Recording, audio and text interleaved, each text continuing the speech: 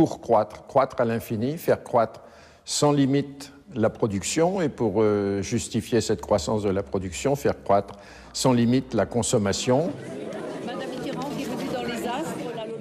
Serge Latouche, un des critiques de la société de croissance les plus connus, a beaucoup écrit sur ces mécanismes. Au fond, il y a 3 instruments fondamentaux qui sont la publicité, l'obsolescence programmée et le crédit.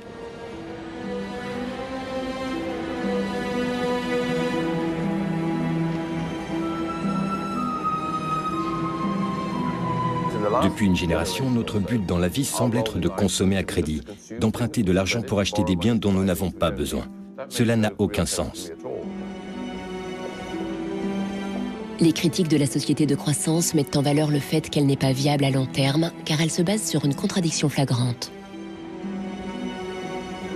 Celui qui croit qu'une croissance infinie est compatible avec une planète finie est soit un fou, soit un économiste. Le drame, c'est qu'au fond, nous sommes tous des économistes maintenant. Est-il vraiment nécessaire de créer un nouveau produit toutes les 3 minutes quelque part dans le monde? Je crois que beaucoup de gens se sont rendus compte que les choses devaient changer, surtout quand les politiciens leur ont dit d'acheter et de consommer pour relancer l'économie. On peut dire qu'avec la société de croissance, on est embarqué dans un bolide qui, désormais, manifestement, n'a plus de pilote, qui va à toute allure et dont on peut prévoir le destin, qui est soit de se fracasser contre un mur, soit de sombrer dans un précipice.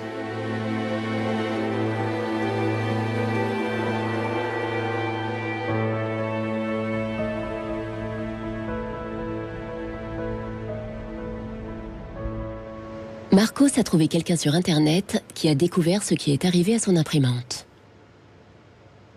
I tried to print a document and it said parts inside your printer require replacement. So I decided to do a little servicing of my own. Hello, Marcus. I got your message.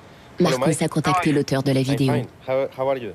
I looked into it, and it turns out that there's a thing in the bottom of the printer called a waste ink reservoir. And the way inkjet printers work is they constantly have to clean the print heads, and they do that by squirting ink through them down a hole in the bottom of the printer into this great big sponge. There's just a preset time when it's squirted a certain number of drops down there, that then the printer decides it's full of ink and won't function anymore. Mm-hmm. The justification is they don't want to put ink all over your desk. But I think the problem goes deeper than that. It's the way the technology works. It's just designed to fail.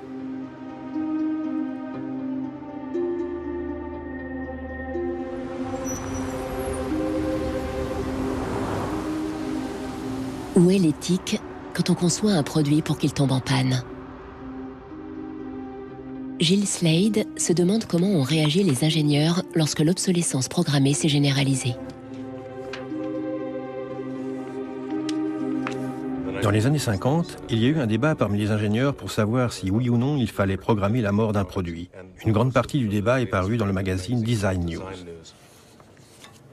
On demandait de plus en plus aux ingénieurs de prévoir des procédés techniques pour réduire la durée de vie des produits.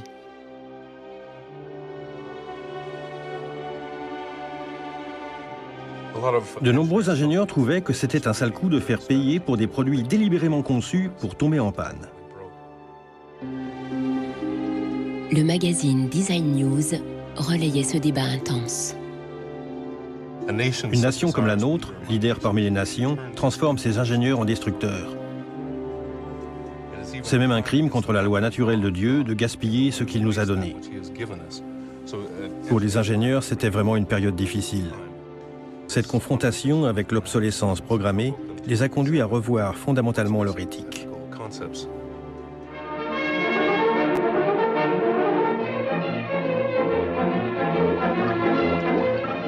Le dilemme est même apparu au-delà de la presse spécialisée. Dans ce film britannique de 1951, un jeune chimiste audacieux invente un fil qui repousse la saleté et qui ne s'use pas. Il est persuadé d'avoir fait une découverte incroyable.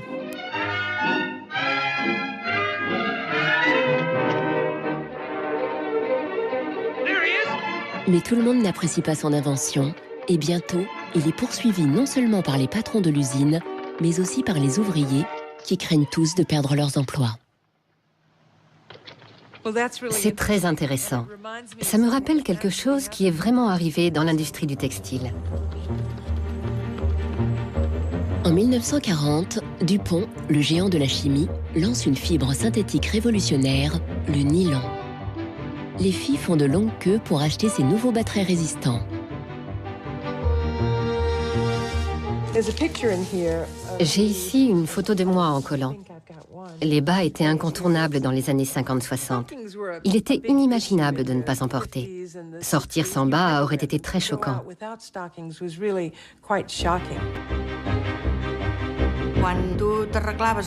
Le dimanche, quand on s'habillait pour sortir, pour aller au cinéma ou pour aller danser, habituellement on mettait une belle robe et de jolis bas. Au bal, si pour une raison quelconque on déchirait nos bas, alors on n'osait plus danser parce qu'on aurait pu voir nos bas filer. C'était un énorme progrès de fabriquer des bas résistants, mais cela ne durera pas très longtemps.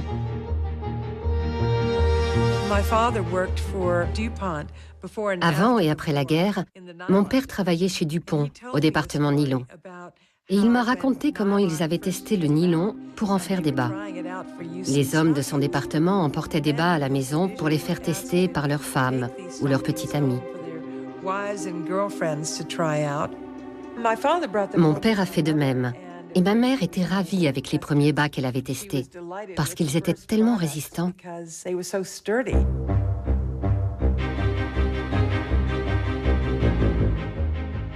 Les chimistes avaient toutes les raisons d'être fiers de leur trouvaille. Même les hommes vantaient les mérites des bas en nylon. Le problème, c'est que les bas, ça marchait trop bien, parce qu'ils étaient trop résistants. Les femmes étaient très contentes, parce qu'ils ne filaient pas. Mais les fabricants qui les produisaient en vendaient forcément moins.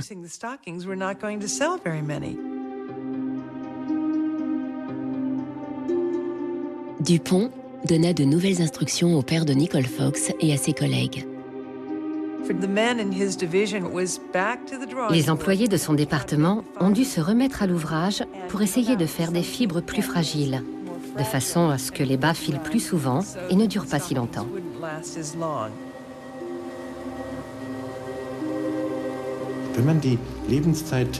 C'est assez facile de réduire la longévité d'une paire de bas, car le nylon n'est pas l'unique composant.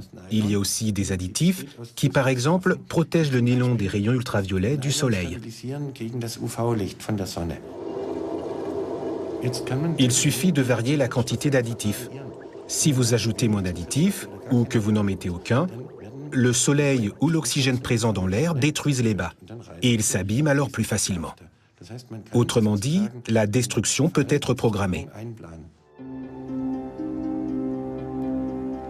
Peu après, les bas commençaient à filer à nouveau. Ça s'est fait petit à petit. Ce ne fut pas aujourd'hui on a des bas solides et du jour au lendemain les bas sont de piètre qualité, vous comprenez? Ça a été progressif. Au fur et à mesure, les bas devenaient de plus en plus fins et de moins en moins résistants.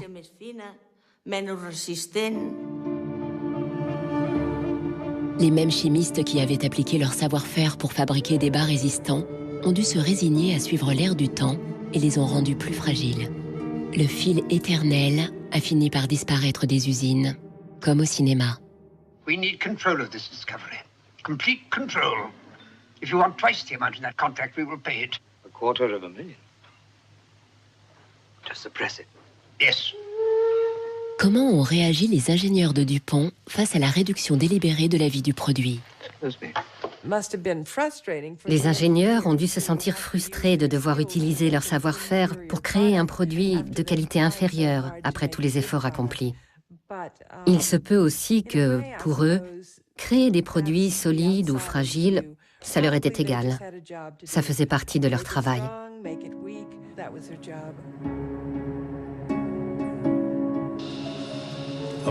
Parmi les ingénieurs, il y a eu un changement de valeur. Il y a les ingénieurs de la vieille garde qui veulent continuer à créer des produits solides et durables. Et il y a une nouvelle vague d'ingénieurs, influencés par le marché, dont l'intérêt est de concevoir le produit le plus jetable possible. Ce débat fut tranché quand cette nouvelle école d'ingénieurs s'est imposée. So how often do you change your mobiles? 18 months.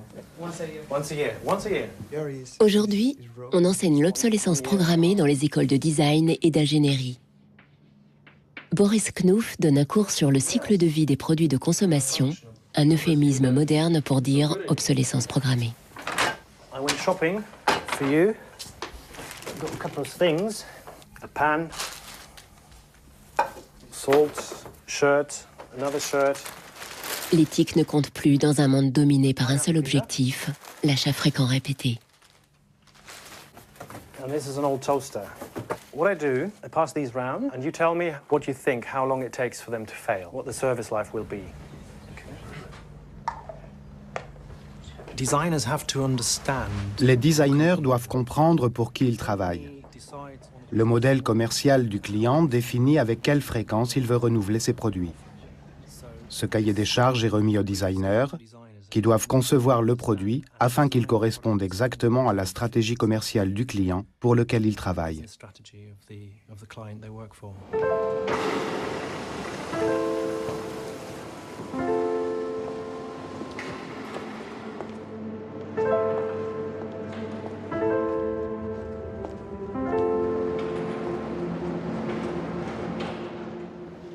En parcourant la notice de plusieurs imprimantes, Marcos s'est rendu compte que leur durée de vie est fixée par les ingénieurs dès le départ.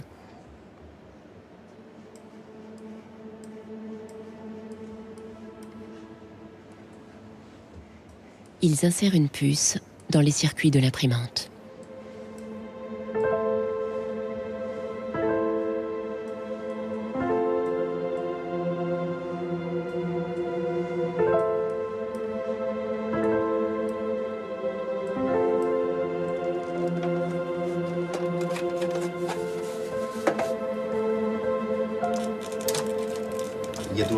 J'ai trouvé la puce. C'est une EPROM qui mémorise le nombre d'impressions. Et une fois qu'on atteint la quantité préétablie, l'imprimante se bloque et n'imprime plus. Maintenant qu'il a trouvé le coupable, Marcos va tenter de faire fonctionner de nouveau son imprimante.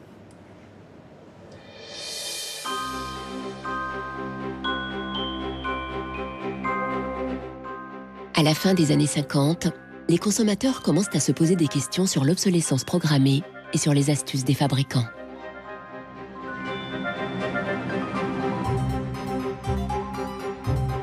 L'Association des consommateurs américains teste une large gamme de produits en se concentrant sur leur longévité. Les résultats de ces tests sont publiés dans leur magazine qui connaît un succès et une influence grandissante. L'association fait aussi du lobbying pour faire passer des lois qui protègent le consommateur. 20 ans plus tard, elle remporte une victoire sur l'obsolescence programmée quand les premières lois sur la garantie des produits entrent en vigueur.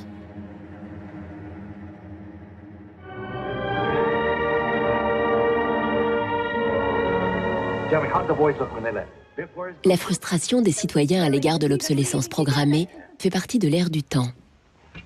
Même Arthur Miller y fait référence dans sa célèbre pièce Mort d'un commis voyageur. Once in my life, I'd like to own something outright before it's broken. I'm always in a race with the junkyard. Just finished paying for the car and it's on its last legs.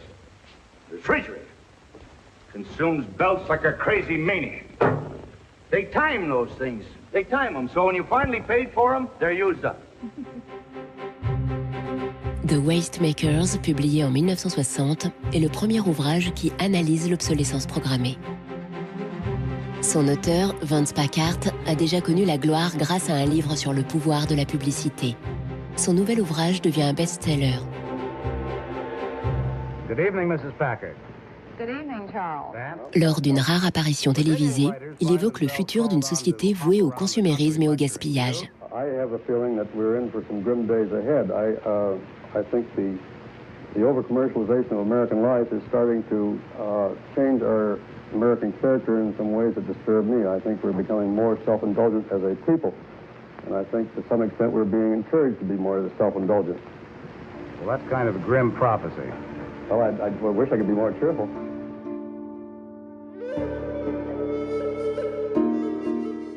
Les détracteurs de la société de consommation ont souligné ces failles, mais n'ont pas proposé d'alternative, car à l'époque, elle existait déjà, de l'autre côté du rideau de fer.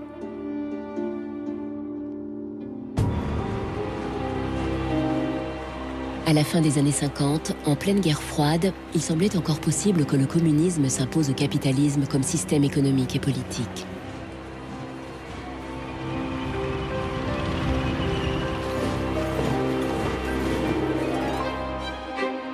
L'économie communiste ne se fondait pas sur le libre marché, mais sur la planification centralisée par l'État. Dans ce système, inefficace et souffrant d'une insuffisance chronique de ressources, l'obsolescence programmée n'avait aucun sens.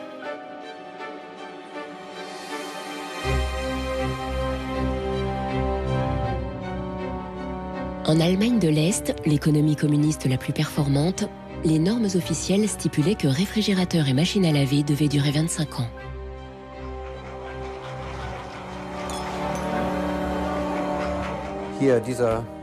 J'ai acheté ce réfrigérateur est-allemand en 1985, donc il a au moins 24 ans. L'ampoule date de la même époque. Je n'ai jamais eu à la remplacer. Elle a aussi presque 25 ans.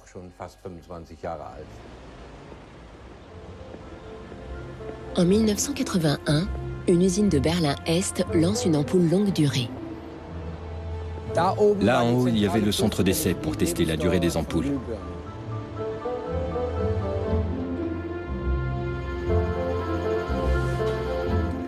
Le fabricant est-allemand présente sa nouvelle ampoule à une foire internationale à la recherche de clients en Occident. Quand les fabricants est-allemands ont présenté cette ampoule à la foire de Hanovre de 1981, leurs collègues de l'Ouest, de l'Osram, ont dit « Vous allez détruire vos propres emplois ». Les ingénieurs de l'Est ont répondu « Non, au contraire, en économisant les ressources et sans gaspiller de tungstène, nous sauverons nos emplois ».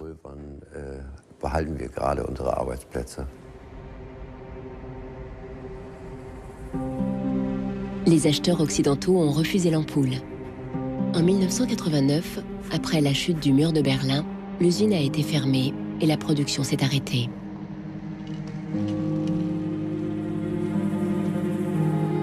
Aujourd'hui, on ne la trouve que dans des musées et des expositions.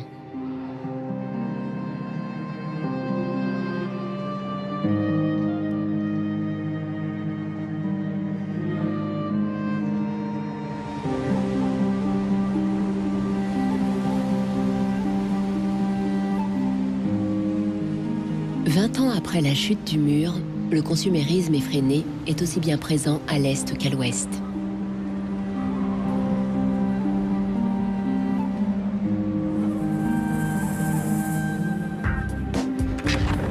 À une différence près, à l'heure d'Internet, les consommateurs sont décidés à lutter contre l'obsolescence programmée.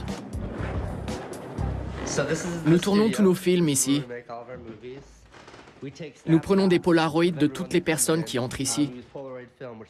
Ce support est comme un dinosaure, il n'existe plus. Nous sommes très fans de la VHS. Nous copions tous les films de DVD sur VHS, puis nous les archivons. Pour les frères Neistat, artistes et réalisateurs new-yorkais, aucun objet devient obsolète, quitte à finir en décoration murale ou comme accessoire dans leur prochain film. Notre premier film à succès était un film sur l'iPod. J'étais complètement fauché. Et quand j'ai acheté cet iPod, il coûtait dans les 400-500 $. Environ 8 ou 12 mois plus tard, la batterie est tombée en panne. J'ai appelé Apple pour qu'il la remplace, et leur politique à l'époque était de dire à leurs clients d'acheter un nouvel iPod.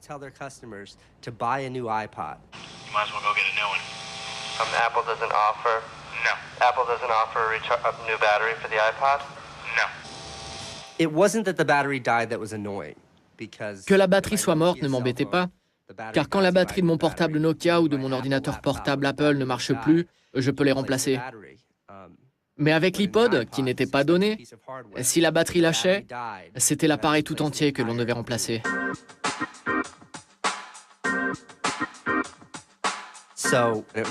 Mon frère a eu l'idée d'en faire un film. Munis d'un pochoir, nous avons bombé toutes les affiches d'iPod que nous avons rencontrées en ville avec ce slogan. La batterie non remplaçable de l'iPod dure seulement 18 mois.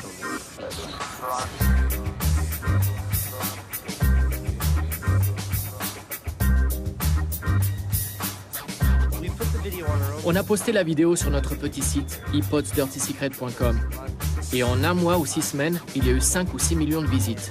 Le site a explosé. À San Francisco, l'avocate Elizabeth Pritzker entend parler de la vidéo et avec ses associés décide de porter plainte contre Apple. 50 ans après l'affaire de l'ampoule, l'obsolescence programmée se trouve à nouveau devant le tribunal. Quand nous avons entamé le procès, l'iPod était sur le marché depuis 2 ans et Apple avait vendu environ 3 millions d'exemplaires aux États-Unis. Beaucoup de propriétaires d'iPod ont eu des problèmes de batterie et sont déterminés à poursuivre Apple. Comme la vidéo des frères Neistat, les nouvelles du procès se sont propagées sur Internet et des milliers de gens se sont manifestés. Parmi eux, Andrew Wesley. Je suis très mélomane. Et mon iPod est comme une extension de moi-même. En fait, je l'ai acheté pour écouter de la musique dans l'avion. J'étais sur un vol San Francisco-New York, si je me souviens bien. La batterie a lâché avant même le décollage.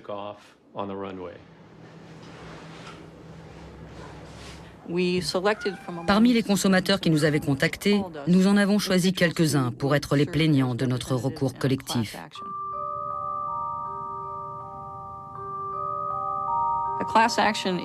Un recours collectif est une procédure judiciaire aux États-Unis par laquelle un petit groupe de personnes représente un groupe plus important pour porter plainte devant la justice.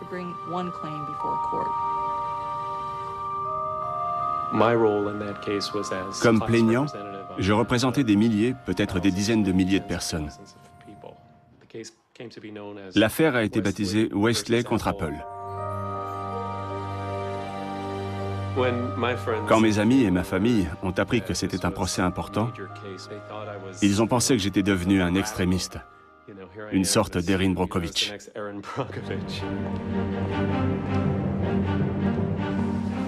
En décembre 2003, Elizabeth Pritzker dépose une plainte au tribunal d'instance de San Mateo, tout près du siège social d'Apple.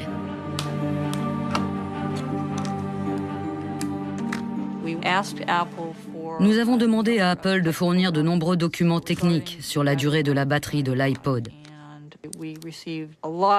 Et on a reçu beaucoup de données techniques sur son design et sur les essais pratiqués sur les batteries.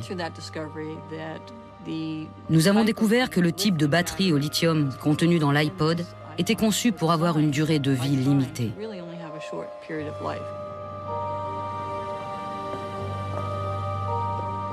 Il est clair que l'iPod d'Apple a été développé dans la perspective de l'obsolescence programmée. Le procès n'est jamais arrivé à terme. Après quelques mois de tension, les deux parties sont parvenues à un accord. Apple a mis en place un service de remplacement des batteries et a prolongé la garantie à 2 ans. Les plaignants ont été dédommagés. Andrew Wesley a accepté un bon de $50 pour l'achat d'un nouveau produit Apple. Je suis resté l'un de leurs clients.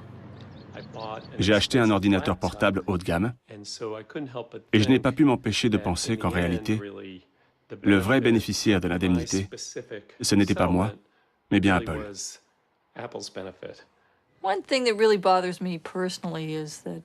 Ce qui me gêne vraiment, c'est qu'Apple se vend comme une marque très branchée et novatrice, alors que sa politique environnementale ne permet pas aux consommateurs de retourner les articles pour les recycler ou les traiter. C'est contraire à toute logique et c'est contraire à son message.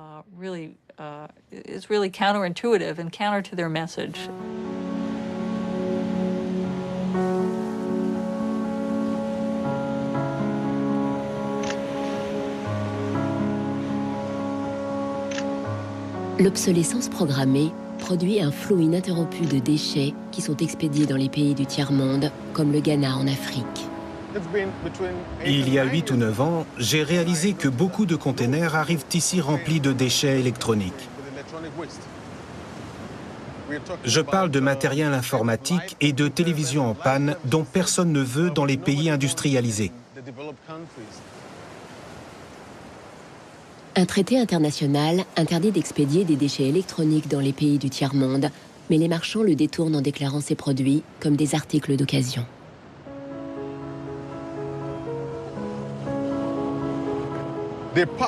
Ils mettent en avant le matériel électronique en bon état, environ 10 articles dans chaque container de 12 mètres, alors que tout le reste du container est rempli de déchets électroniques. Lorsque les douaniers l'ouvrent, ils pensent qu'il n'y a que du matériel en état de marche et qui pourrait durer longtemps.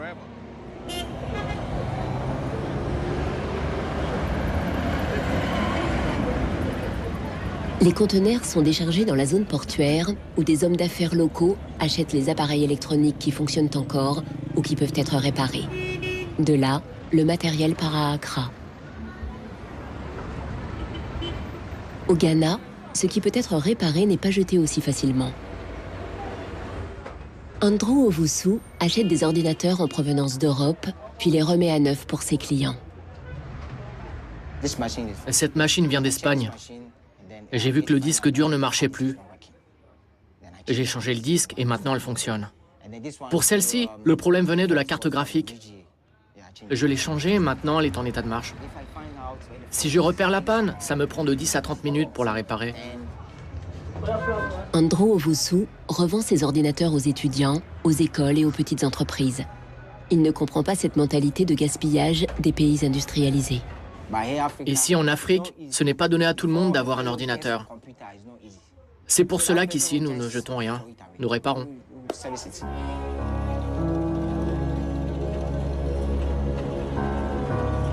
Mais en fait, plus de 80% des déchets électroniques qui arrivent au Ghana sont totalement irréparables et des conteneurs entiers finissent dans des décharges illégales partout dans le pays. Nous nous trouvons dans la décharge d'Agbogloshi. Avant, il y avait une jolie rivière ici, l'Odo, qui traversait cet endroit. Elle regorgeait de poissons. Notre école n'était pas très loin d'ici, et nous venions jouer au football. Nous flânions sur les rives. Les pêcheurs organisaient des balades en bateau, je m'en souviens très bien. À présent, tout ça n'existe plus. Et cela me rend vraiment très triste et furieux.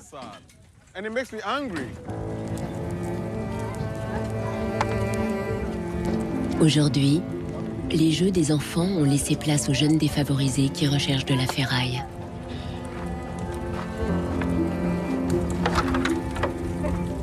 Ils brûlent la gaine en plastique des câbles d'ordinateur pour récupérer le métal.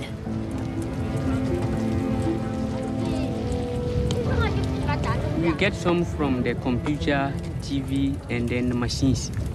The work is not good. Sometimes we get diseases like coffee. But sometimes there's some glass carton. If evening time you can sleep and you stand up. Les plus jeunes ratissent les déchets à la recherche de la moindre miette de métal que leurs aînés auraient pu oublier. Le métal est acheté par des ferrailleurs qui le revendent là où se développe une économie de croissance.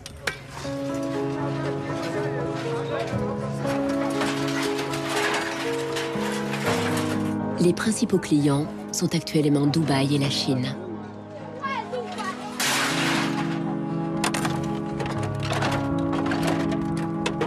Certains des responsables de ces cargaisons disent « Nous voulons diminuer la fracture numérique entre l'Europe et l'Amérique d'une part et l'Afrique d'autre part. » Mais la réalité, c'est que les ordinateurs qui sont expédiés ici sont hors service. C'est absurde de recevoir tous ces déchets alors qu'on ne peut pas les traiter. D'autant plus que nous ne les avons pas produits et que notre pays est devenu la poubelle du monde.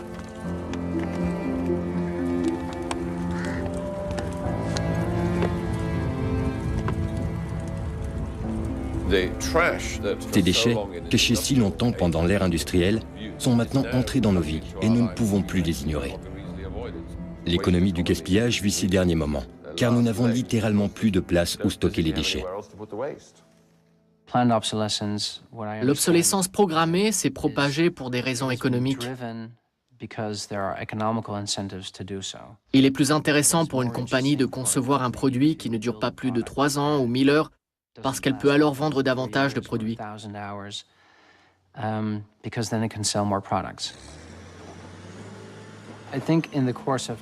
Au fur et à mesure, nous avons réalisé que cette planète qui est la nôtre ne pourra pas supporter cela indéfiniment. Les ressources naturelles et énergétiques ne sont pas inépuisables. Les générations futures ne nous pardonneront jamais quand elles découvriront la vérité sur le mode de vie des pays développés, qui est basé sur le gaspillage.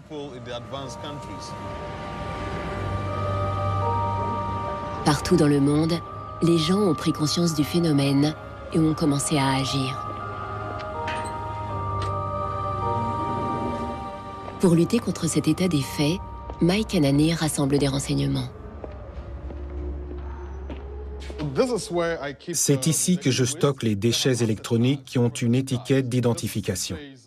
Celle-ci dit Centre d'Amus, Jylland occidental, Danemark. Celui-là vient d'Allemagne, envoyé ici pour être jeté. Collège de Westminster, ville de Leeds, Royaume-Uni. Celui-là vient d'Italie. Apple devrait faire mieux. Il se targue d'être écologique. Pourtant, beaucoup de produits Apple finissent à la décharge. J'ai créé une base de données avec les étiquettes, les adresses et les numéros de téléphone des compagnies auxquelles appartenaient ces déchets électroniques qui ont été envoyés au Ghana. Mike prévoit de transformer ces renseignements en preuves pour intenter un procès.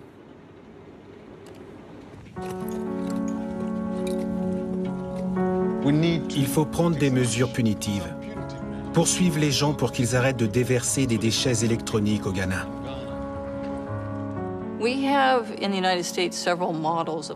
Aux États-Unis, nous avons plusieurs modèles de loi qui pourraient s'adapter à ce cas de figure, comme la loi de l'air propre ou la loi de l'eau propre.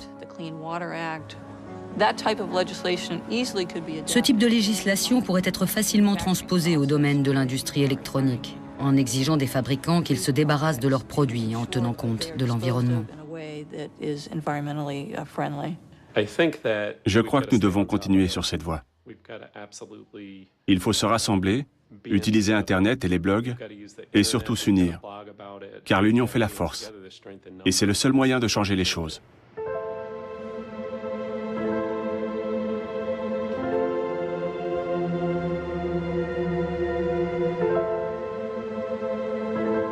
Grâce à la puissance des réseaux sociaux, Marcos avance dans sa recherche pour trouver des solutions pour son imprimante. Il a trouvé l'aiguille dans la botte de foin, en Russie. Un site propose un logiciel libre pour remettre à zéro le compteur de l'imprimante.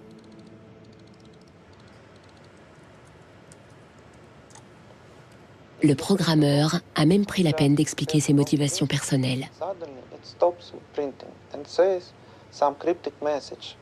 What parts inside your printer require service maintenance. This happens due to a bad construction. This is their business model. Not a good one for user and environment.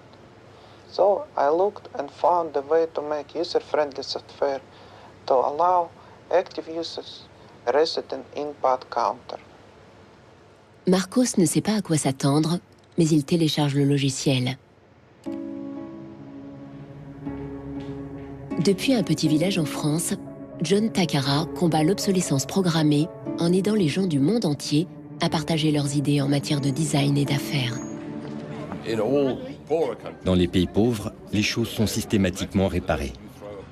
Pour les gens du Sud, jeter un produit à la moindre panne est totalement choquant et inconcevable. D'ailleurs, en Inde, il y a un mot, jugad, pour décrire cette tradition de réparer les choses, quelle que soit la difficulté.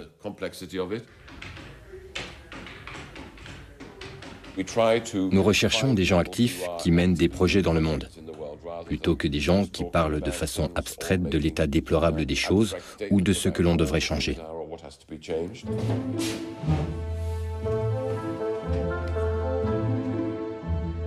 Parmi ces gens, il y a Warner Phillips, descendant de la dynastie des fabricants d'ampoules.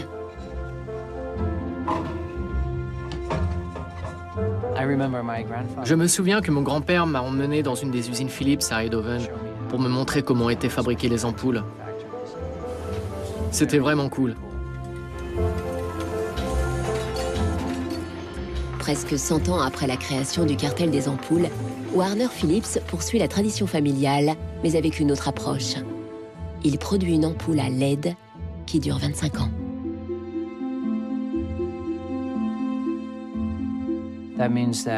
Cela signifie que l'on utilise les matériaux une fois tous les 25 ans au lieu d'une fois par an. Et aussi que l'on transporte le produit une fois tous les 25 ans au lieu d'une fois par an. Il pense que la production de produits pérennes n'est pas incompatible avec le monde des affaires.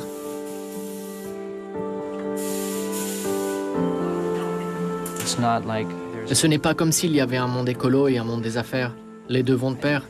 C'est la meilleure base pour monter une entreprise.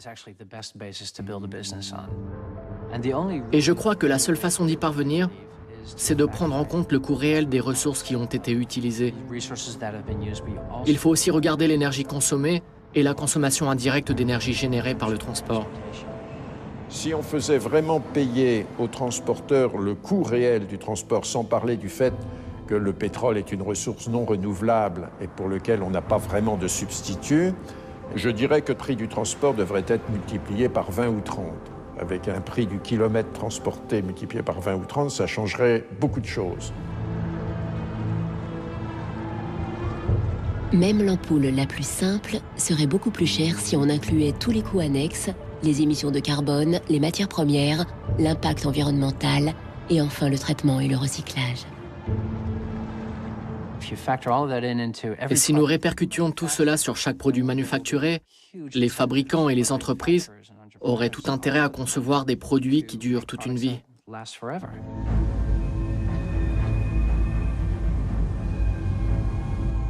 Pour combattre l'obsolescence programmée, on peut aussi repenser la fabrication des produits.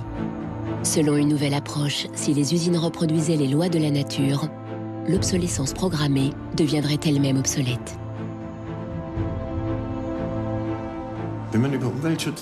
Quand on parle de protection de l'environnement, on pense à réduire, renoncer, éviter, zéro déchet, moins d'impact.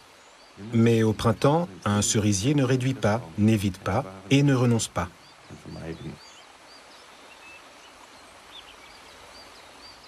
En fait, la nature surproduit. Les fleurs flétries, les feuilles mortes et les autres restes organiques ne sont pas des déchets.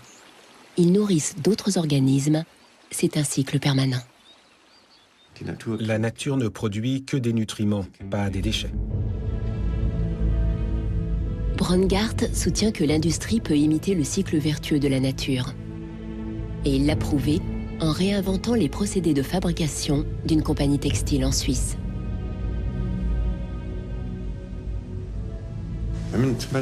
Quand par exemple vous tapissez un canapé ou une chaise d'un tissu comme celui-ci, les chutes sont si nocives qu'elles doivent être traitées comme des déchets toxiques.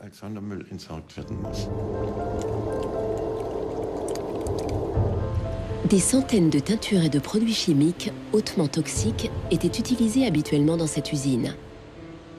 Pour la fabrication des nouveaux tissus, Brongart et son équipe ont réduit la liste à 36 produits, tous biodégradables.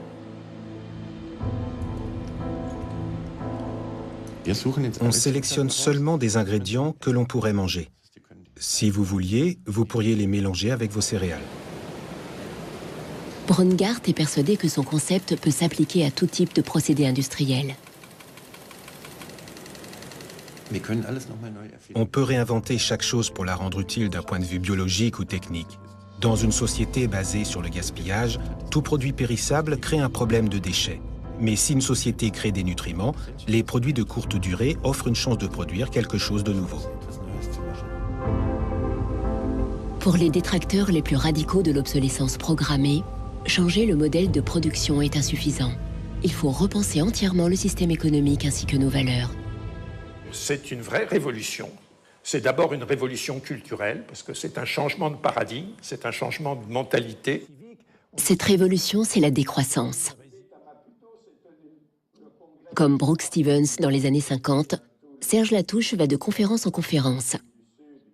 Il propose d'en finir avec la société de croissance. La décroissance, c'est un slogan provocateur qui a pour fonction de rompre avec le discours un peu euphorisant de la croissance possible, infinie, soutenable, et donc pour marquer la nécessité de changer de logique, de sortir de cette logique de la démesure. L'essentiel du programme, en quelque sorte de la décroissance, tient en un mot, réduire. Réduire notre empreinte écologique, réduire nos gaspillages, notre surproduction, notre surconsommation. Réduisant la consommation, en réduisant la production, mais en libérant du temps libre, on peut développer d'autres formes de richesse qui ont l'avantage de ne pas s'épuiser quand on les consomme, comme l'amitié, le savoir.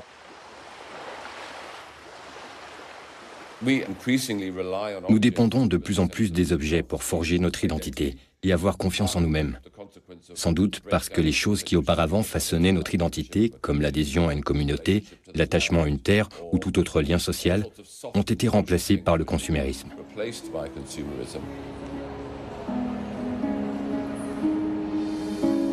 Si le bonheur dépendait du niveau de consommation, on devrait être dans la félicité absolue parce que nous consommons 26 fois plus que du temps de Marx. Mais toutes les enquêtes montrent que les gens ne sont pas 20 fois plus heureux. Peut-être même qu'il y a une relation inverse au-delà d'un certain seuil entre la croissance de la consommation et la croissance du sentiment de bonheur, parce que le bonheur est toujours quelque chose de subjectif, évidemment.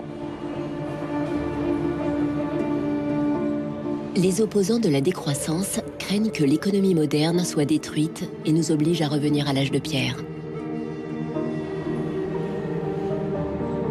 Revenir à une société soutenable, c'est-à-dire une société dont l'empreinte écologique ne dépasse pas une planète, eh bien, ça n'est pas revenir à l'âge de pierre, c'est revenir, toutes choses égales d'ailleurs, pour un pays comme la France, aux années 60.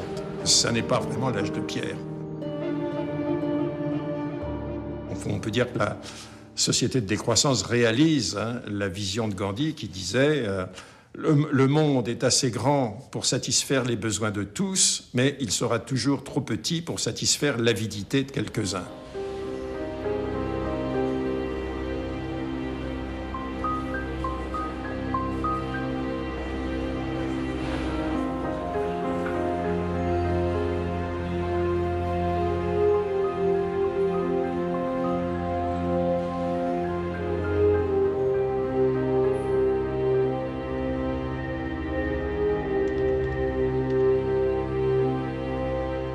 Marco s'installe le logiciel russe sur son ordinateur.